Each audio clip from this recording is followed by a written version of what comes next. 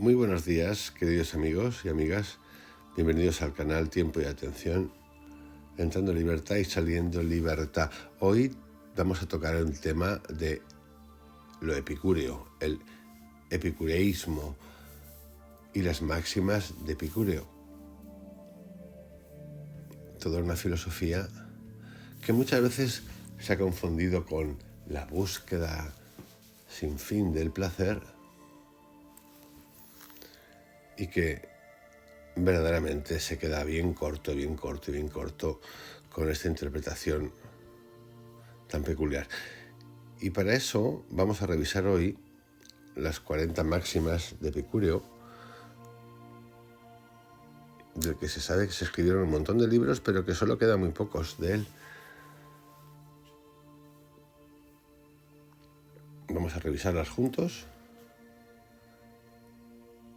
y a extraer esencias. Comienza así. El ser dichoso e inmortal ni tiene preocupaciones él mismo, ni las causa a otro, de modo que no está sujeto ni a enfado ni a agradecimiento, pues tales sentimientos residen todos ellos en un ser débil. En el epicureísmo, en el epicúreo, hay fuentes, hay ideas, hay conceptos que tienen que ver mucho con la meditación, con algunos tipos de la meditación, incluso con la no dualidad, a quién le das poder y a qué le das poder. ¿Y cuál es la esencia de tu conciencia a la hora de realizar eso? También tiene que ver con el no apego. 2. La muerte no tiene nada que ver con nosotros, pues el ser, una vez disuelto, es insensible. Y la condición insensible no tiene nada que ver con nosotros. Este segundo concepto, que a Epicúreo lo tacharon como un filósofo que decía no existe nada después de la muerte, yo en esta frase no encuentro ese significado. La muerte no tiene nada que ver con nosotros, pues el ser, una vez disuelto, es insensible. Y la condición insensible no tiene nada que ver con nosotros. Es decir, yo aquí interpreto o puedo interpretar que si somos sensibles después de la muerte y a la muerte no le damos ese valor o ese concepto que tenemos de que no hay vida, Epicúreo, sinceramente, no está hablando de eso. Quizá expertos en Epicúreo dirán, estoy totalmente equivocado. Pues puede ser. Pero si existiese la sensibilidad, que yo creo que existe, después de ese tránsito que llamamos muerte,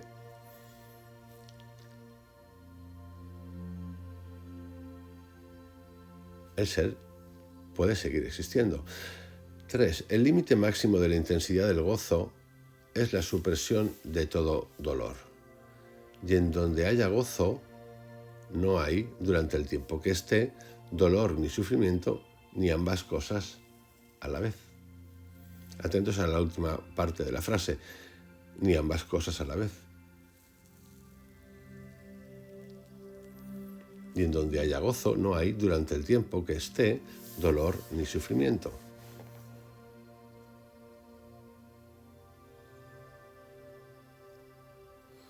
Nosotros, a través del budismo, hemos empezado a conocer que el budismo lo identifica todo con el dolor. Es más, no el budismo, el dolor y el pecado. Nacemos pecadores, ya según los católicos, el pecado original, que menos mal que alguien dijo un día, pues mira, Adán, Eva, el pecado es vuestro, no hace falta, no lo quiero hacer mío. ¿Por qué no voy a pensar esto? ¿Por qué no puedo pensar esto?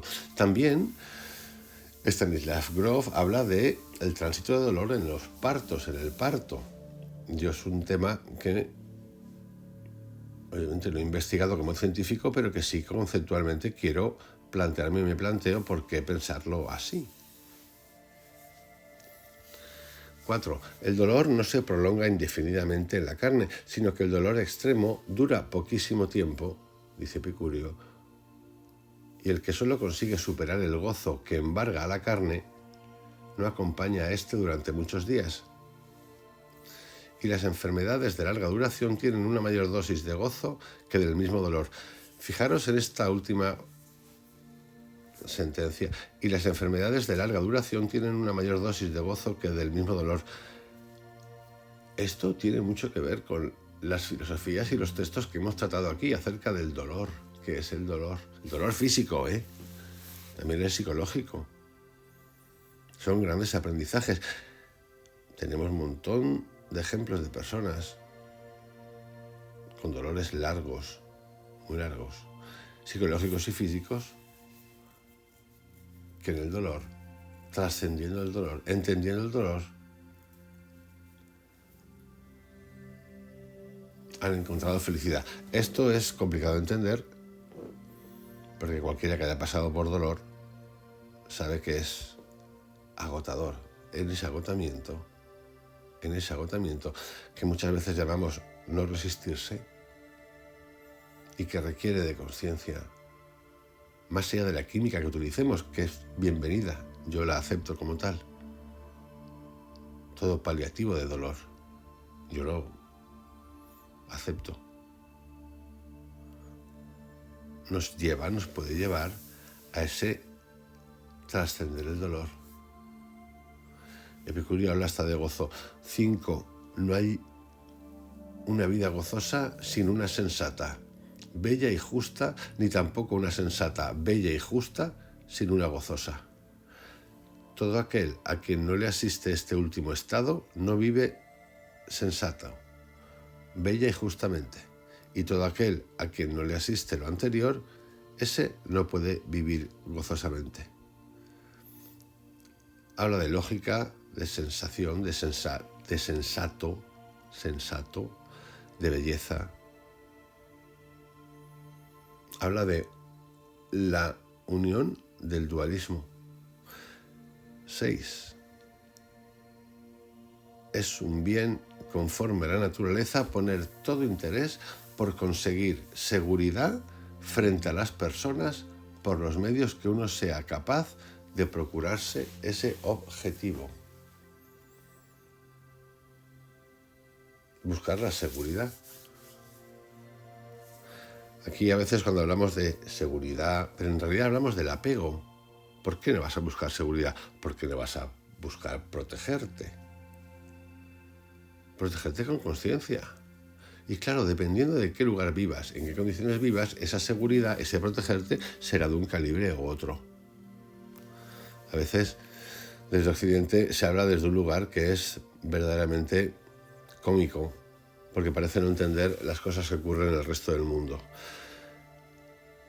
7. Algunos han deseado hacerse famosos e ilustres pensando que así se granjearían la seguridad frente a los hombres, de modo que si la vida de tales individuos es segura, lograron el bien congénito a la propia naturaleza, pero si no es segura, no disponen de aquel bien por el que contendieron desde siempre de acuerdo con la relación íntima de este esfuerzo con la naturaleza.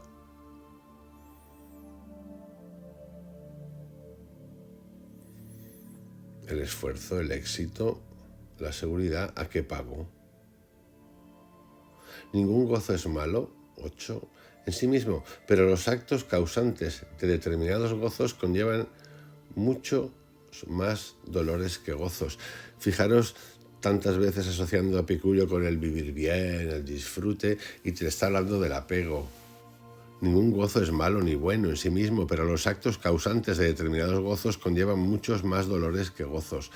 9. Si cualquier gozo pudiera intensificarse y con el tiempo llegar a rebosar el organismo entero o las partes principales del ser, ya no diferirían unos de otros los gozos. Es decir, no habría etiqueta, no habría puesto. Este es el ejemplo que utilizo tantas veces con ese tema tan mal comprendido de la abundancia, crear abundancia, quiero ser millonario, quiero ser millonaria, pero claro, lo entendemos que si todo esto fuera tan fácil o tan sencillito, sin conciencia, pues al final todos seremos millonarios y con lo cual el concepto de millonario no tiene sentido, porque no.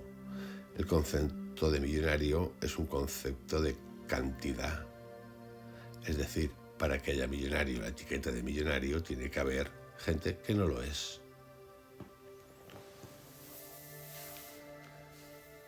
10. Si las causas responsables de los gozos que embargan a los viciosos dieran al traste con los temores de sus pensamientos a los cuerpos celestes, la muerte y los sufrimientos, y además les enseñaran el límite impuesto a los deseos y a los sufrimientos, no tendríamos nunca nada que reprocharles, porque rebosarían de gozo por todas partes y por ninguna tendrían dolor ni pena, que es justamente el mal. Es el autocastigo.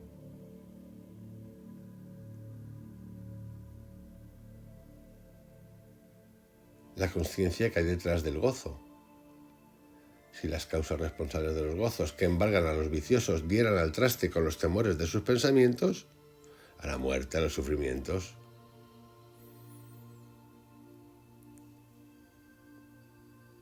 la conciencia siempre antes, como dije en el vídeo anterior hace unos días, antes de la acción. Si no nos molestaran nada las sospechas que albergamos de los cuerpos celestes y de la muerte, por miedo a que ella sea algo que tenga que ver con nosotros en alguna ocasión, y tampoco el miedo a no conocer los límites impuestos a los sufrimientos y a los deseos, no necesitaríamos más del estudio de la naturaleza.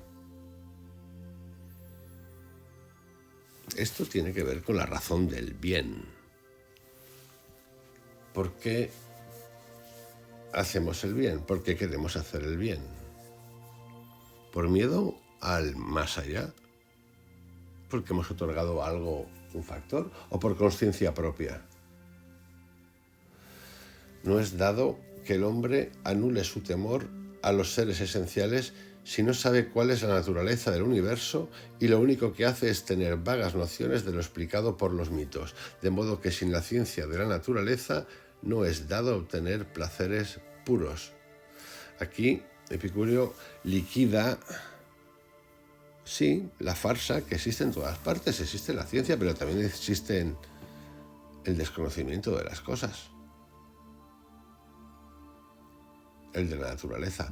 Tenéis ahí una playlist titulada Los orígenes del infierno. Tiene que ver con esto. Es vital entender por qué el ser humano usa mitos, de dónde sale el mito. El héroe, por qué utiliza psicodélicos, por qué tiene visiones, por qué pinta en las piedras, y así sucesivamente.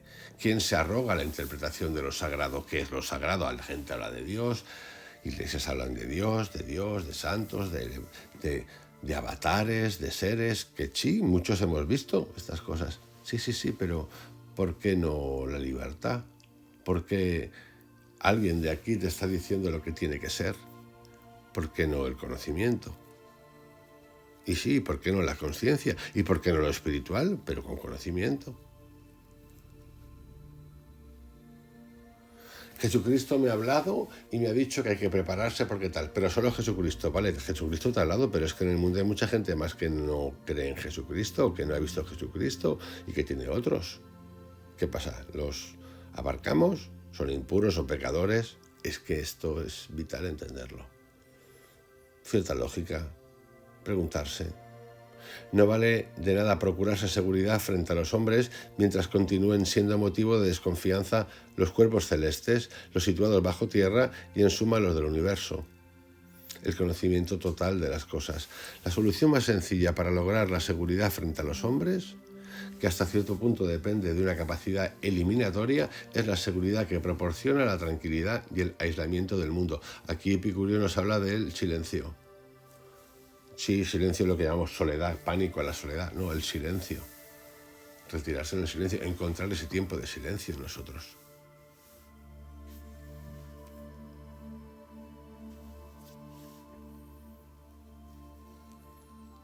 Hablamos de lo que tenemos que hacer, las estructuras, estando el mundo en continuo torbellino. Cierto que cambiando todo el tiempo. La riqueza exigida por la naturaleza es limitada y fácil de procurar, pero la exigida por presunciones alocadas se dispara hasta el infinito. Esto es un ejemplo de la realidad del mundo, de siempre, ahora más. En pocas cuestiones se revela el destino impedimento para el sabio, sino que las más importantes y las más decisivas las ha controlado la mente humana y durante los sucesivos años de su vida controla y controlará. Esto, que mal entendido, mal comprendido, puede decir, no, el destino, ¿qué es esto? No existe un ente superior. No, lo que te está diciendo es algo que aquí hemos trabajado mucho. Nosotros elegimos qué. ¿A través de qué? De los pensamientos, la mente humana. Y claro, podemos elegir muchas posibilidades, muchas de ellas intricadas, es decir, juntas. Y nosotros hemos de entrenar esto. El justo, dice Epicurio, no está sometido a turbación, en cambio el injusto rebosa de grandísima turbación. El injusto y el justo está en tu mente, en tu conciencia, en tu autocastigo, en entender la bondad. El gozo que hay en la carne no crece indefinidamente una vez que es suprimido el dolor nacido de la falta de algo, sino que únicamente adquiere matices particulares. En cambio, el colmo del gozo del pensamiento lo origina el análisis de todas estas cuestiones y de las afines a estas, que son las que procuran al pensamiento los mayores temores. De nuevo la mente actuando. Si uno considera por un acto de reflexión el punto más alto que pueda alcanzar el gozo, resulta que el tiempo infinito conlleva igual gozo que el limitado. De nuevo, concepto de tiempo. Tiempo infinito, tiempo limitado. ¿Por qué habla de tiempo infinito Epicurio si no tiene una creencia supuestamente en otras cosas? Si no tiene creencia en otras cosas, el tiempo es finito. Nazco, vivo, muero. Chao. Esto que estoy haciendo hoy, como tantas otras veces, obviamente lo hago para mí, para entender cosas, pero también para abrir puertas a quien quiera a preguntarnos, no aceptar ir a las fuentes, no aceptar las cosas porque sí, llevarlas al punto de primero lógica y luego trascender, preguntar no es ofender. La carne requiere límites ilimitados para su gozo y solo un tiempo ilimitado se los procura, o sea, carencia.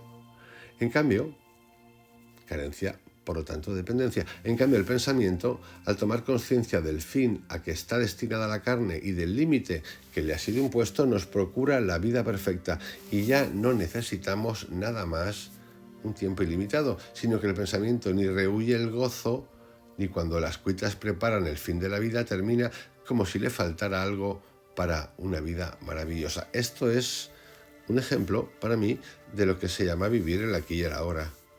De nuevo con la mente. Quien conoce los límites impuestos a la vida sabe que es fácil de procurar lo que elimina el dolor producido por la falta de algo y lo que hace perfecta la vida, de modo que no necesita en absoluto tareas que entrañan competencias. Tareas que entrañan competencias. La lucha del querer ser todo el tiempo, del exterior. Es preciso tener en cuenta el fin sustancial de cada cosa y todo tipo de evidencia por referencia a la cual verificamos nuestras opiniones, y si no, toda explicación estará repleta de imprecisión y de confusión. ¿Cuál es el uso de cada cosa? ¿Por qué uso esto? El fin sustancial de cada cosa. La utilidad también todo el tiempo. Comprobar.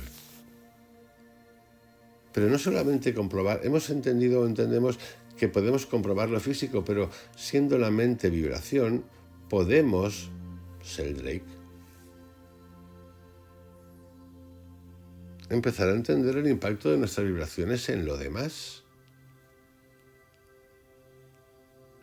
El fin sustancial de cada cosa, la consciencia, la energía que movemos.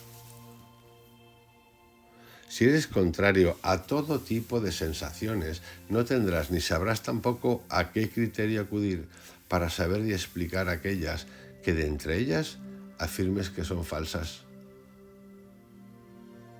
Hablar por boca de ganso, no experimentar, negarlo todo, ya tener una firmeza en la creencia de tu verdad, de mi verdad, que te impida llevarte la contraria, que es de lo que hay que hacer, llevarse la contraria. Entender el concepto de autoridad, de autoridad que tenemos, el de fuera y el nuestro.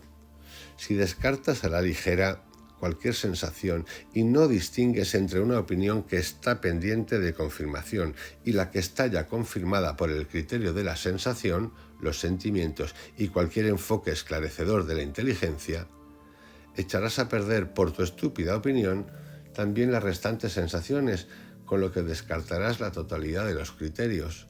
Por ejemplo, si yo hubiese negado hacer un viaje de psilocibina, producto de la meditación, porque alguien me dice, o me puede haber dicho, que eso es impuro, que eso no es real, que eso es todo lo que tú quieras, yo no hubiese descubierto nunca lo que es la psilocibina, porque tengo que entender la meditación autoimpuesta o impuesta por algo que alguien me enseña sin poner en práctica y experimentar técnicas, sensaciones, vivencias. ¿Por qué no?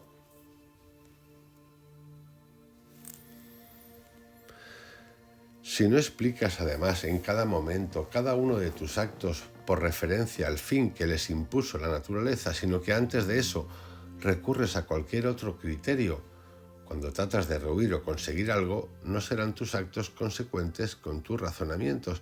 De nuevo, la dualidad. Lo que pienso y lo que hago. Lo que pienso y lo que hago. Me parece fascinante estas máximas de Epicúreo. Pero de nuevo, vayamos al origen de los textos, no a lo que dicen alguien, quien sea. Seguramente podréis leer esto y llegar a otras conclusiones, pero habéis tocado el origen del texto.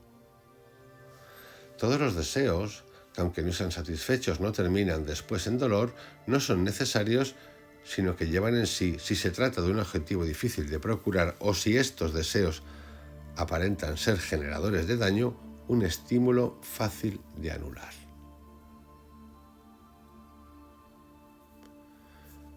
Lo no necesario. Epicúreo habla de lo no necesario. No es un libertino todo el día tirado, bebiendo, comiendo y con amigachos.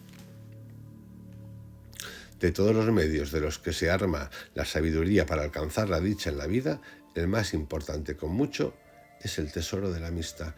El otro día, hace unos meses, hice un vídeo acerca de la longevidad en el mundo y el tesoro de la amistad se convirtió en el uno.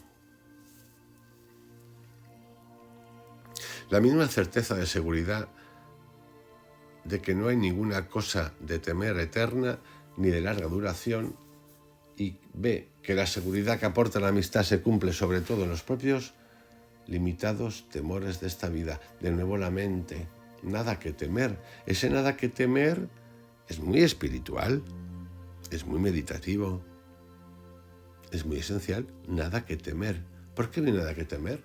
Porque hay eternidad.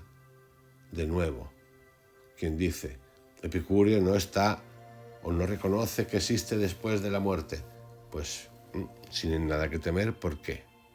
¿Qué significa? No hay nada de temer, porque hay eternidad.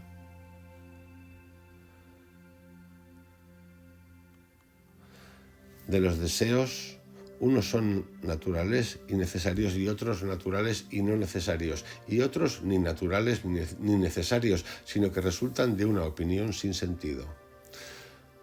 No tengo mucho que decir aquí. Los deseos que son naturales y que incluso así, aunque no sean satisfechos, no se trocan en dolor, y en los que el ardor resulta intenso, se originan por una opinión sin consistencia y no se disipan no por culpa de una intrínseca sustancia, sino por culpa de la necia estupidez del hombre. La justicia fijada por la naturaleza es la piedra de toque de la conveniencia de no perjudicar ni ser perjudicado uno por otro, es decir, no hacer daño. Todos los seres vivos incapaces de no tomar acuerdos, de no perjudicar ni ser perjudicados unos por otros, no tienen nada injusto ni justo, y ocurre exactamente igual a todos los pueblos que no son capaces o no quieren tomar acuerdos de no perjudicar ni ser perjudicados unos por otros. Un equilibrio. La justicia vista en sí misma no es nada sino un pacto de no perjudicar ni ser perjudicado en ningún momento en los tratos entre unos y otros y que afecta la extensión de espacio que sea. La injusticia no es cosa mala vista en sí misma, sino solo por el miedo que provoca por la sospecha de si no pasará desapercibida a los jueces encargados de ese cometido. El que de una manera secreta infringe algo respecto a lo que tomaron el acuerdo entre sí, de no perjudicar ni ser perjudicado, no es cosa de que crea que pasará desapercibido, ni aunque de momento pase desapercibido 10.000 veces, pues hasta el final no se sabe si logrará pasar desapercibido definitivamente. De nuevo, en esta sentencia, Epicúreo abre la puerta a algo, lo podéis llamar karma, tu mal acto, que tiene una ida y una vuelta. Básicamente son las vibraciones, lo que emites te devuelven. ¿Cuándo? Cuando te toque. En las cuestiones generales a toda la humanidad, la justicia es la misma para todos, pues es una cosa que viene bien en los tratos de unos con otros, pero en las cuestiones propias de un país y de cualesquiera otros condicionamientos no se deriva que la misma cosa sea justa para todos.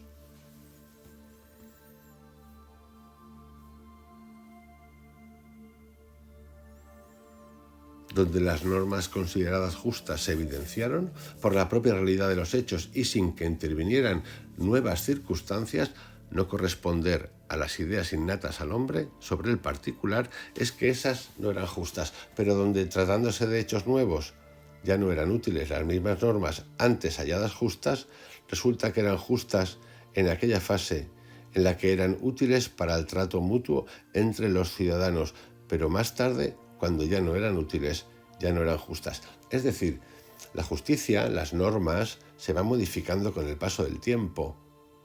Yo diría hasta con la evolución del ser humano, en algunos casos, sí.